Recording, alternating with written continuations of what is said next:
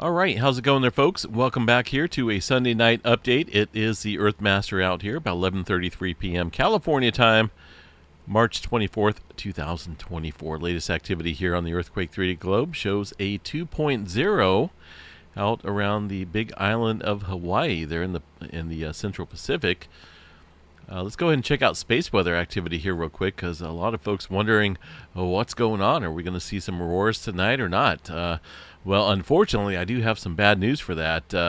The brunt of that CME came earlier this morning, our time here, in which the opposite side of the world seen some decent aurora activity there across Asia and Europe area. A lot of auroras kicking up there with a G4 class storm. Pretty significant. KP index up around the 8 or 9 range here.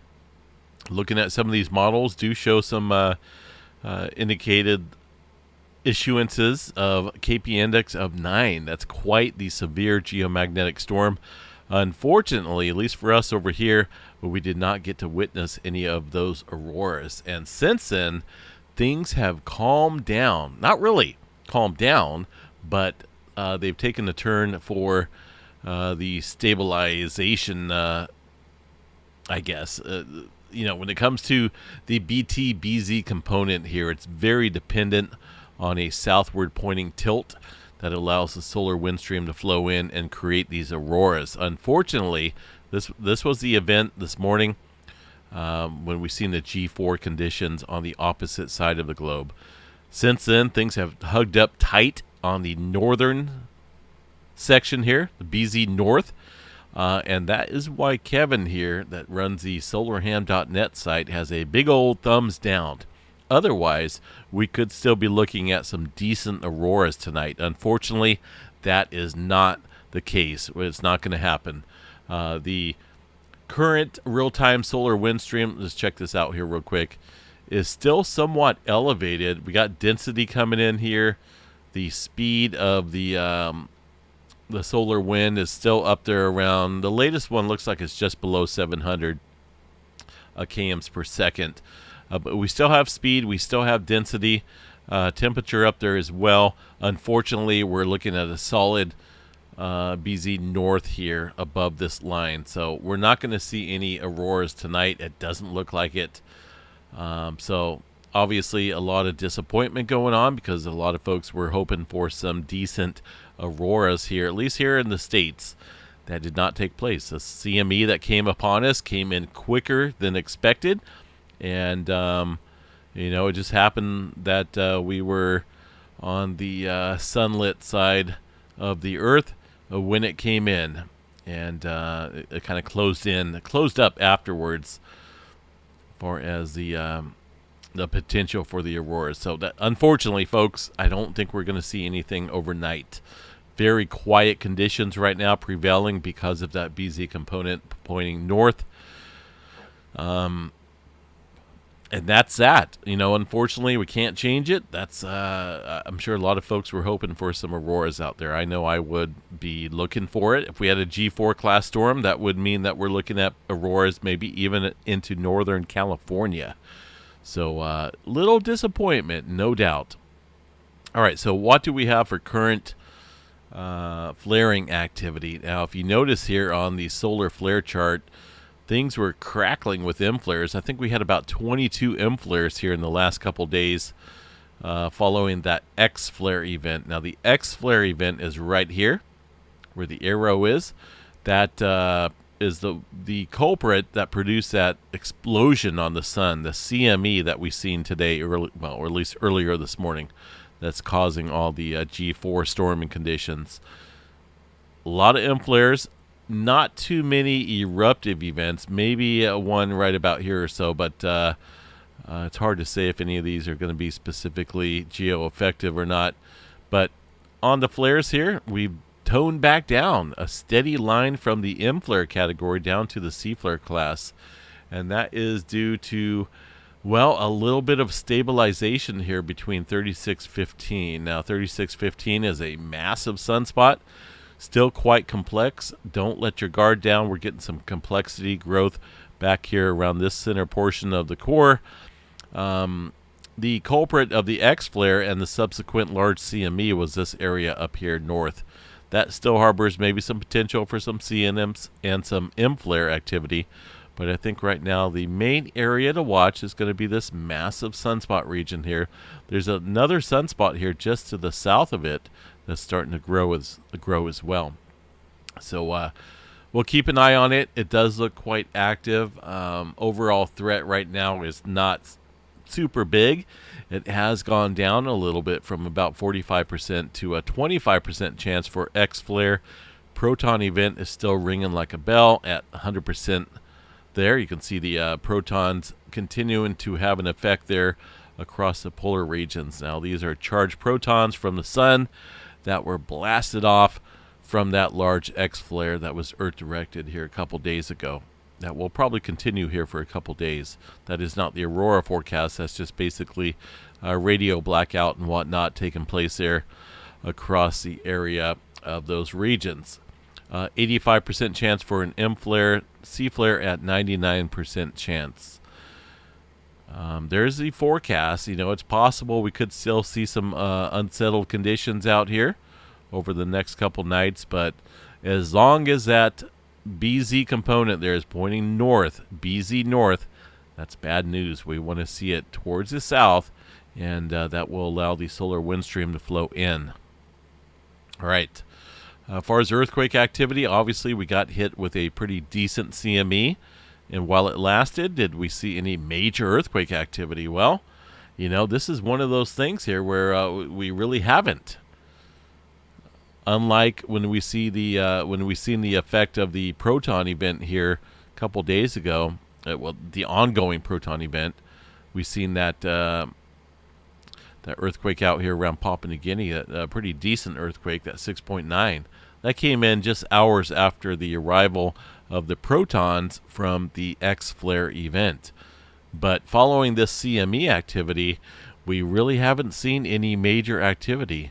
And we're coming up on probably well over 12 hours, 16 hours or so since the arrival of that large CME. I have not seen any large-scale earthquake activity take place. So, you know, it's one of those things. I'm trying to put together this theory that space weather activity does have an effect on plate tectonics out here in terms of producing large earthquake activity, or at least elevated earthquake activity.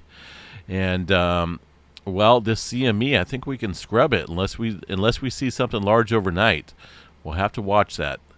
I think this is a little time frame, but we can't bring on weeks at a time saying, well, it's going to take weeks after the CME for it to take effect, because that's really it doesn't that doesn't really put any positiveness on the cause there in terms of that theory. So if anything doesn't happen tonight, then I think we can mark it down for a negative in terms of a large CME hitting Earth causing elevated earthquake activity. So it's one of those things, a lot of people in disagreement when it comes to space weather and earthquake activity, whether they're related or not. I'm trying to figure this out, trying to mark down a scoreboard in terms of yes and no, right? And looking at all these little events that take place here on the sun and how they affect the plate tectonics here. But for right now, I'm not seeing any elevated earthquake activity, any large-scale earthquake activity at all following the arrival of that CME 12, 14 hours ago. All right, so let's look at earthquake activity that is taking place. This is just general earthquake activity. 5.1 up here, back here across the subduction zone, just prior to the subduction zone here actually. 5.1, 10 kilometers deep here off the coast of the Kamchatka, Russia area. This area definitely capable of producing some big-time earthquake activity. I'm starting to think maybe some of these proton events here have an effect on areas that are quite strained, and maybe the energy from these protons is just enough to trigger the potential large earthquake that's built up, so to speak. But there's many areas out here that's built up, so it's just one of those things. We'll have to watch that and keep a scoreboard, so to speak, which I'm doing here. And for right now, one of these CMEs that hit, at least that large CME that hit today, is not producing any large earthquake activity. All right, let's see here. One little earthquake on the Mariana Trench, it looks like, 5.2, about 10 kilometers deep. See if we got anything else going on here. Some super deep earthquake activity there in Fiji. Look at that deep earthquake right here. Fairly recent. Almost 600 kilometers deep. Very common, though, in this area. We've been seeing a lot of deep earthquake activity there recently. Also, New Zealand seeing quite a bit of deep activity. Even more so tonight, it looks like. Quite a few threes coming in here. 333 is the magic number. Some of these look pretty darn deep. Here's the latest information here from the GeoNet servers in the last 33 minutes. A couple earthquakes. Here's some of the deeper activity, 125 kilometers for that 2.0. Well under North Island. That's associated with the Hikurangi subduction zone area. Look at this one, 3.3, 408 kilometers just off the North Island. So we're continuing to see a lot of these deep movement quakes there across North Island. I can only assume that it's definitely causing some further strain up here across the Hikurangi subduction zone, which is, of course, a major player there in producing some large damaging earthquakes. The Java Trench area looks, active. Nothing major going on. Quite a few 2s and 3s and some 4s stretching up there off the coast of Sumatra. And let's see what we got out there. A couple 4s out there in this area of the world. Slow that down a little bit. That's a little fast. Out around the Pakistan area, it looks like. 4.5 coming in tonight. 10 kilometers deep there off that plate boundary, it looks like. And some deeper activity up in the eastern Afghanistan area. Very typical for that earthquake activity up there in terms of deeper movement quakes. As far as the Mediterranean area and the rest of the region here, looks like a 4-pointer out around the Turkey area, and some a little bit of swarming out here in between the Strait of Morocco. It looks like a couple smaller quakes stirring up out here in this region there between Morocco and Spain. The Atlantic Ocean did see a divergent boundary activity out here with a 5.4, pretty decent earthquake. Not a big earthquake, but a moderate earthquake. In the northern mid-Atlantic ridge, about 10 kilometers deep there. That's the defaulted level. Across the Puerto Rico area, looks like a 3.4 coming in. Let's see what we got here for the states. A couple smaller quakes out here across the East Coast. Nothing major going on. Southern California, if you look at the California map, gosh darn it, it looks awfully quiet. In fact, when you remove the 2.5 and below earthquakes, it removes all of them. These are all microquakes out here, and literally there's not a whole lot of them here. It looks like maybe a handful of earthquakes. If we were to chime in the Southern California area, only about 16 earthquakes here being reported. That's very minimal. So California area, super quiet for right now. Up in the Seattle area, one earthquake outside the Townsend area. 56 kilometers deep here underneath this region for a 2.8. Let me check the tremor map here tonight and see what's going on across the area. Only 9 epicenters up here across the Seattle area. That may have an effect with what's going on here across this area here north of Seattle, but really not a whole lot of tremor activity taking place there. The Hawaii area, a few earthquakes going on out here, including 2.0. But most of this activity here looks like it's offshore, and most of it is fairly deep in the typical zones. No major change there across the area for now. A look at the live from Iceland site. Let's see what's going on there up in Iceland. I think they're still seeing an ongoing eruption here, entering into probably day 9. Tomorrow, I think it'll be day 9 of the ongoing current eruption here. The longest eruption of the last 3, I believe it is. I think this is the 4th eruption in the last few months. Look at that. continued magma going on there. Continued magma from the deeper regions flowing up to the surface, and this massive lava fountain going on. Just an ongoing deal here, folks. And I've said it that things could continue here for quite some time. Look at that lava flow flowing slowly but surely to the south. Now, I don't think we've seen any major update there from the Icelandic Met Office. I do want to check the earthquake activity out here, which looks decent. I'm not seeing any signs of any elevated movement below. Inflation is probably minimal because we're looking at the continued flow of activity. Far as the magma through the surface area. Let's see what we got here for the Icelandic Met Office. This was put out a couple days ago. Let me check out the other site. This one as well, from the 23rd. So really nothing major going on. There's obviously accumulation of magma or lava, building up in this area, just creating some new land and building up on top of each other. Tomorrow they should put out a decent update, but as we can see there on the webcams that I just showed you guys, everything's still continuing there. Free flow of magma from the deeper levels below, and there's nothing to stop it. So this is definitely not like the last 3 eruptions here in this area. Still continuing. All right, what else we got here? Anything major going on? There's a slight risk here for some severe weather out here across Texas tonight. I don't think we've seen a whole lot of severe weather out there today. They were kind of calling for it. Let me see what we got here. Here's today's storm reports. It does look like we had 6 tornado reports out here across western Kansas and up in northern Texas area. It looks like some wind and hail reports as well. But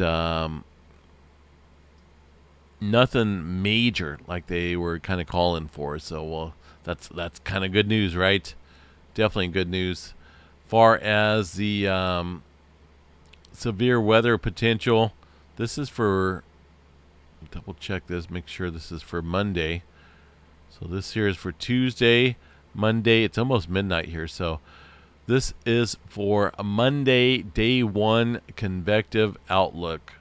Now, that severe weather shifts overnight to the south, it looks like. Your Jackson, Mississippi area, an enhanced region. Pretty decent. Now, I got to be cautious up here because this is the time of the year that we see some tornado potential. Tomorrow looks like there's a decent 10% hatched area. And that's kind of a serious deal here. You guys got to definitely be on guard out here across this area. 10% hatched area includes Jackson, Mississippi. This is where we could see an EF2 to an EF5 tornado within about 25 miles of a point. 10% or greater probability. So it's kind of a big deal when it's elevated like that and within the dashed area. Alexandria, Meridian, Mississippi, Vicksburg, heads up. You guys have a decent chance for some severe weather as you begin the work week there on Monday. So if you're at work, it's always good to have a work radio on. Severe weather can pop up at any time. Always got to make sure you're prepared for this type of event. Wind and not much in hail, but it does look like some wind damage potential from some of these storms as well across those areas. So just a heads up as we head into the new work week.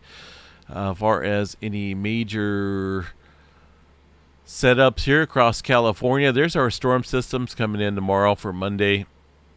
That's going to be about Monday afternoon, Monday evening, around 6 or so. Definitely going to be pulling up that moisture from the south. This low pressure system parked up north here, but there's a lot of flow coming in here, so you get those rotating storms. Just be on guard out here. It does look probable for some severe weather out there tomorrow. But as far as California goes, it looks like our next storm system comes in a Wednesday night into Thursday out here. And that's going to linger around for a little bit. We do have a decent low pressure system kind of a cutoff low here as we head towards the weekend, next weekend, bringing quite a bit of rain and snow out here, even into Southern California. Some of these rainfall rates are pretty impressive. So Southern California going to get in on the mix as well. Back behind that, some more active weather. And that's a huge low pressure system out here. So we'll have to watch that. We're looking at the April 8th time period here, and it's pretty important. This is going to ultimately decide a lot of our positions here. A lot of people are going to be flying in from various countries to catch the total eclipse here on April 8th. And if we look here, so roughly about here or so, let's see, there's Monday, April 8th. Now this is UTC time, so that's going to be Sunday night. We're probably looking at about right here. Oh, I don't want to sounding. Is when we're going to see the eclipse time frame. This is definitely an interesting event because we have potential for some cloud cover, some rain across a broad area of where the totality is going to take place here on April 8th as far as that total eclipse goes. And this is going to play a part as far as what I do from here. If it's looking likely that things are going to continue to stay wet and cloudy and overcast on April 8th, I will probably abandon the trip that I plan on taking out there, because really, if you think about it, if I were to drive out here, which I'm going to drive, it's a 24-hour drive from Northern California out to where I'm going to be in Texas. If I go out there and set up for this event and it's cloudy or rainy, basically I'm going to be live streaming an event where it's going to be dark for 4 minutes and that's it. I'm not going to be able to shoot any star shots, any solar shots, anything that's going to be of decent memory or value. So I will probably abandon that trip. Unfortunately, I really don't want to, but a lot of people probably will. It'd be a huge disappointment if we're cloudy, overcast, and rainy out here for the total eclipse. It doesn't happen all that often. I think the next one is going to be in 20 years or so across this area, 2044. 20 years, I don't even know if I'll be alive 2044, hopefully. But who knows what the world's going to be like in 20 years. Who knows? But yeah, so we're going to continue to watch this. It doesn't look good right now. Things are kind of chiming towards being wetter. I'm watching this southern flow here as well. There's a high pressure out here, and of course things are going to rotate there clockwise around it. It will be pulling up some moisture, it looks like, along with this low, which rotates counterclockwise.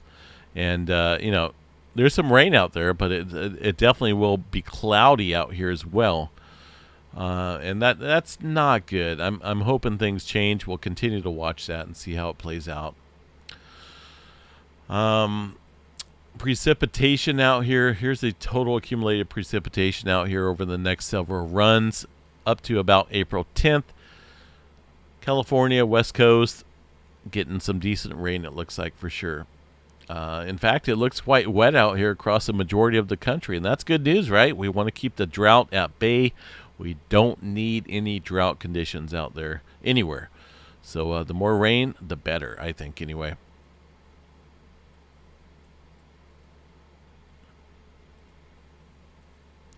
All right, one more real quick glance. What do we got here? Ooh, peeking up here. Got an M flare coming in. Glad I checked that. Look at that. Got a decent M flare coming in from that sunspot right here, right now. Very quick jolt of an M flare. See that? Really quick, joop, joop, up and down. That is a very impulsive event. But that... I'm going to save that real quick before it disappears. Hold on a second here. Let's go new. Let's copy that. I just might make that my thumbnail. I don't know. We'll see. And yeah, that's a very quick M flare, but very strong. It looks like it did peak up here into the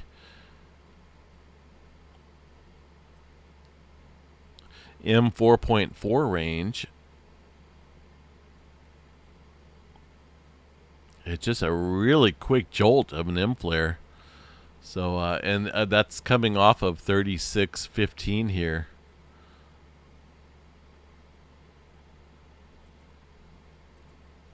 There's a newer sunspot down here. Yeah, that's the eastern or western edge here of 3614. So we'll continue to watch that. Again, that sunspot definitely is quite complex. It does harbor some X-flare possibility, folks, so don't let your guard down. Just because things go from many M flares to C flare category, look what happens. We go down, and then all of a sudden, when we're least expecting it, we get a large M flare. That's how these large events happen. So we'll keep an eye on that sunspot area. It does harbor some potential for some X flare probability, but that's a very sharp, impulsive event. I don't recall the last time I've seen a super quick M flare like that, but that's what took place there. So obviously no eruptive activity with that M flare, but we'll continue to watch that overnight, folks. Stay safe. Again, sorry for the disappointment in terms of the auroras. That's that have no one else to blame. Well, we can't really blame anyone, right? That's just how Mother Nature wants to interact with the space weather activity tonight. We can't really change that. So next time, right? Hopefully next time. Either way, have a good night. Look at that sunspot. Beauty of a sunspot. There's some of that flaring going on there with that M flare. We'll catch you guys back out here a little bit later on. I know it's almost Monday morning here, so it's Monday morning for a lot of you folks. But we'll catch you guys back out here after a few hours of sleep. I start my school back tomorrow, spring semester coming back up here after a week of being off. But I will, of course, keep to the updates, and we'll catch you guys back out here when I do. Have a good night, folks. Have a good morning. Stay safe out there.